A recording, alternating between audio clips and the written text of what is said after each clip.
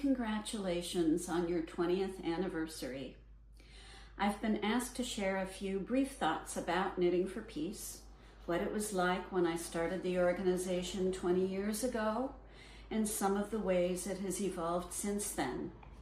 Since I could ramble on forever about these things, I have formalized my comments in order to keep them brief. If any of you have any questions or want more detail, feel free to reach out to me at any time. I founded Knitting for Peace at the Chautauqua Institution in Western New York State in 2006 with 3 core principles in mind. These principles will sound very familiar to a lot of you. The first core principle was, and remains, do no harm. This means that every item created by Knitting for Peace is created in response to a request from a recipient. Knitting for Peace doesn't just decide what it wants to make, it listens and responds to the needs of those it serves. We do no harm in this organization. The second core principle is to embody the power of 3. This means that an element of 3 is incorporated in some way in every item that the organization creates. We do this as a way of honoring ourselves as the creators, those to whom the item is delivered, the recipients, and third, the spirit of community, connection, and compassion that is a response to all living beings. The power of 3 also honors the pivotal experience that compelled me to create Knitting for Peace all those years ago. It was in response to conversations I had in 2004 with Jewish, Christian, and Muslim women who were visiting Chautauqua from abroad. They told me about their attempts to promote interfaith peace building, the discrimination they experienced, and the violence that was perpetrated against them. When they left Chautauqua, they made one parting request. They looked me in the eye and said, "Do not forget us." I have never forgotten those women, and neither has Knitting for Peace. Knitting for Peace continues to honor these 3 faith traditions with the conviction that if Jews, Christians, and Muslims can finally figure out how to live together in peaceful coexistence, the rest of the world will have a chance as well. Knitting for Peace would simply not exist without the power of 3. The third core principle is to serve women in global areas of conflict. Some of you may be surprised to know that for the first several years, all of our deliveries were to women in conflict zones abroad. Knitting for Peace was created during the Iraq War, and our very first deliveries were peace shawls that were delivered to women living in Iraq. Other early deliveries then went on to women in South Sudan, Rwanda, and Haiti, to name just a few. The Knitting for Peace delivery program for communities across the United States was originally called Community Pearls, and it only came into being after we had been in existence for quite a few years. When we embarked on the Community Pearls program, I actually received quite a bit of pushback from some of our loyal members who were very concerned about Knitting for Peace losing its focus on women living in global areas of conflict. As you know, Knitting for Peace has continued to serve both women in local areas and global areas, and I hope that will remain.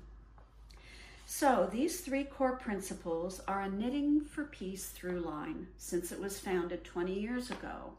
Do no harm, embody the power of 3, and serve women in areas of conflict both globally and locally. Although these principles have evolved, they remain essential cornerstones of the organization we're all celebrating today. Obviously, Knitting for Peace has evolved in other ways as well. the most significant changes I'm aware of are in the way you communicate and organize. In 2006, we met face-to-face in local groups we called Peace Pods. Occasionally, individual Peace Pods would organize regional get-togethers, but it was only until COVID that online gatherings became a lifeline. Your virtual community craft circles are a great example of this. Another big transition is reflected in the organization's name. In 2006, we were called Women for Women, Knitting for Peace, because our work at that time was dedicated to serving women exclusively. Since then, as you probably are very well aware, our work continues by including deliveries to children, families, and men, and so the name was subsequently shortened to simply Knitting for Peace. Another evolution is in the actual items that Knitting for Peace creates. When we began, we had one single item, peace shawls. They were delivered to women in global areas of conflict, as I've already described. Then, as part of my own delivery trip to South Sudan in 2008, I was asked to bring some small knit dolls for the children. The Sudanese emphasized how important it was that the facial tones be a sharp black to reflect the facial tones of their children. And Knitting for Peace continues to honor this by making a variety of facial tones so that every child who receives a Peace Pal receives one that looks like them. Peace Pals quickly became our most treasured item, most beloved item, and I think that continues to be true to this day. Over the years, Knitting for Peace received more and more requests from local communities for additional items, they were added to the collection. Things like washcloths, mittens, scarves, baby blankets, booties, and quilted sleeping mats. Other items, like items for preemie babies, which were very important to the organization at one time, no longer seem to be part of the collection. Times change, needs change, and Knitting for Peace has been very, very careful to remain vigilant so that it supports all of these shifts in the needs of recipients. I hope these brief comments help illustrate some of the ways Knitting for Peace has remained constant since its founding 20 years ago, and also some of the ways things have changed and evolved. As this organization heads into its next 20 years, my hope is that it will continue to serve local and global communities, that it will continue to listen to recipients to identify and respond to their needs, that it will continue to do no harm, and that it will honor the power of three as you all continue to craft hope, healing, and peace, one stitch, one creator, and one delivery at a time. Blessings on each of you as you continue this work and continue as blessings to our world.